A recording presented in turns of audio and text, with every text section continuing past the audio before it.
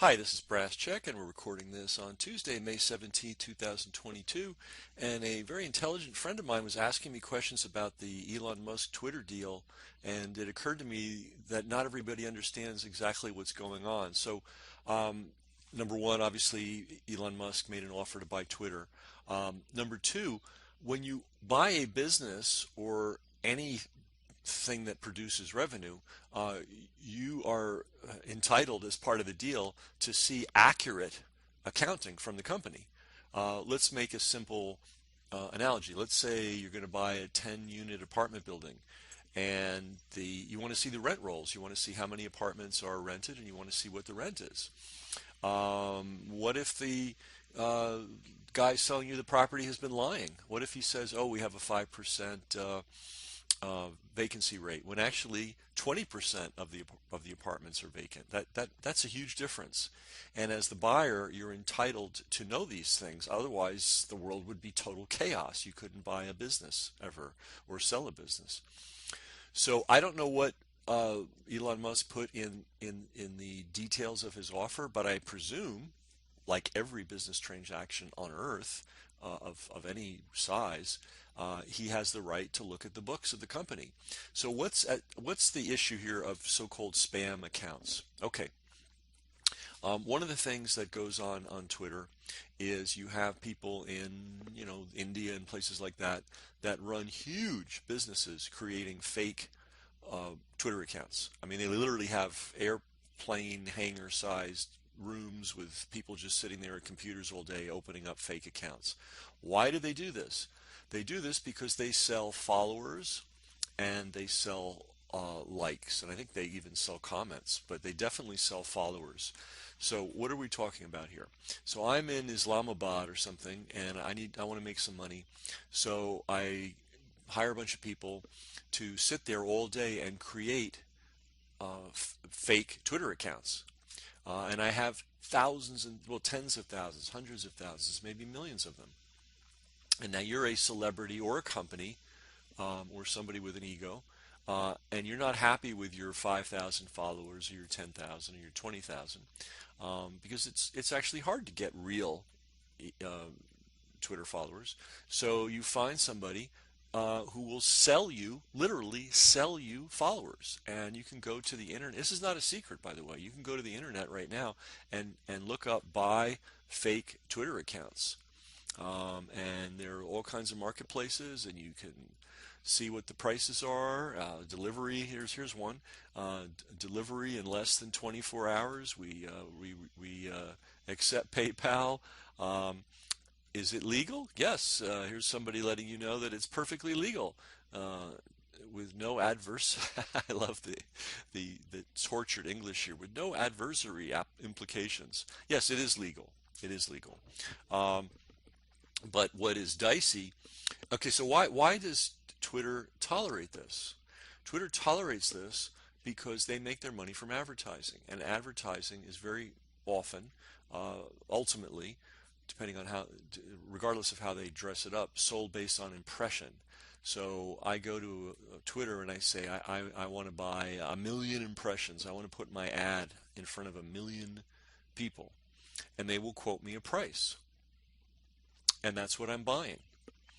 All right. Now, Twitter, in fact, I assume, by the way, I think Musk is correct. I think that Twitter does not have 5% spam accounts. I think it has at least 20%. I think it could be huger.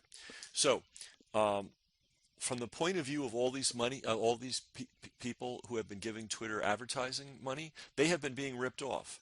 So take whatever advertising dollars Twitter has received since day one and lop 20% off of it. 20% of that is based on fraud. They lied to their advertisers, claiming a certain number of real accounts when in fact they had 20% less accounts. That means every advertising dollar they received, they were ripping off their customers by 20 cents. Okay, so by the way, there's tremendous liability there. That liability doesn't go away in a day or a week or a year. And some of these big companies might get their heads out of their asses and look at the money they've been giving Twitter and start calculating, oh my God, we've given Twitter $50 million, and 10 of it was wasted. By the way, that does not happen at big companies because big companies are pretty much run by idiots, and the people that they have buying their social media are idiots. They just are check writers. So Twitter tells them they get 1 million impressions, they write the check, and they're done. They don't think, they don't do any kind of thought process whatsoever. The only people that think about this are people who run their own businesses and are aware of all their expenses. So Twitter has knowingly allowed all of these fraudulent spam accounts. Well, they call them spam accounts. They're not really spam. They're fraud. They're phantom accounts. They've allowed all these. They've allowed this abuse of their system to go on because it's profitable for them. It's profitable for them. So Elon Musk has two issues. Number one, why should he pay full price for a company that's actually really only 20%, really only 80% as big? Its assets are only 80% as big as they claim. And their assets are their technology, their employees, but their primary assets are their number of followers. That's how the valuation, that's the core of the valuation of these companies, right? So if it's been defrauded to the point of 20%, that's significant. So that's his first claim, is that it's not 5%, it's 20%. As the buyer and as somebody that's going to write a huge check, he is more than entitled to see the real numbers. So this is a big problem, that Twitter is not giving up the real numbers. And I love it because it's going to, hopefully, if the fraudulent idiot news media pays attention, the fact that Twitter, the company, is based on fraud will become public knowledge. It's certainly knowledge to tech business insiders. Nothing new about it. Literally takes 2 seconds of research. Go to the internet and buy and search buy fake Twitter accounts, and you'll see there's a whole industry. You'll see how many you can buy. You'll see they're very cheap, by the way.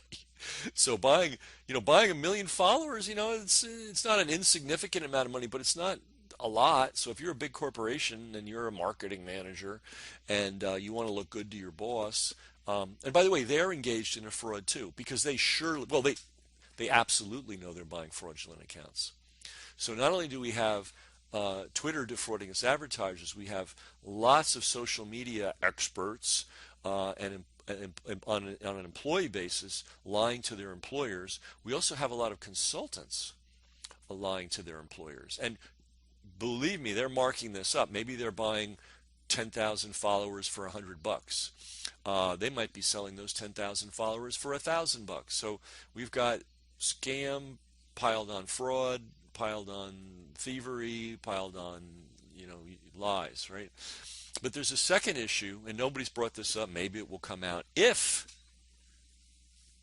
Musk buys this company and he discovers and reveals that, wow, they've been essentially ripping off all their advertisers to the tune of at least 20%, that should become a class action lawsuit. It could be millions, tens of millions, hundreds of millions. It could be billions. I don't know how big the fraud has been. I'd have to know how much revenue they've taken in. That legal liability now becomes a liability for the new owner, which would be Elon Musk. So he's a smart fellow, though I haven't seen anybody quote him about this, and certainly none of the business idiot pundits have mentioned this. But if there is as much fraud as Musk asserts, and I think he's absolutely right, and I think it's more than 20%, he's not only getting ripped off when he buys the company, he is acquiring a company with serious legal liability. So that's the news. So you now know more than you're going to hear from the Wall Street Journal or the New York Times or CNBC or any of these business dolts. Even the business news is crap. If you want really good business news, you got to pay for it, and even the expensive stuff, 90% of it isn't worthwhile. So it's really hard to get good information out there. But now you know the full story on Twitter.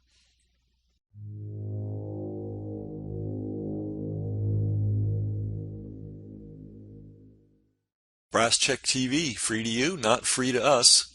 We've got a server bill, we've got an email software bill, we've got a tech helper bill, and that happens every month.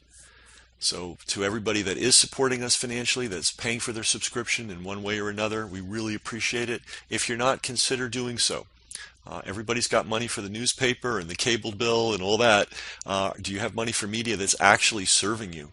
That's really the issue here. And when you help us, it allows us to get this information out to the world. So thanks to all our supporters, and if you're not a supporter already, please consider becoming one.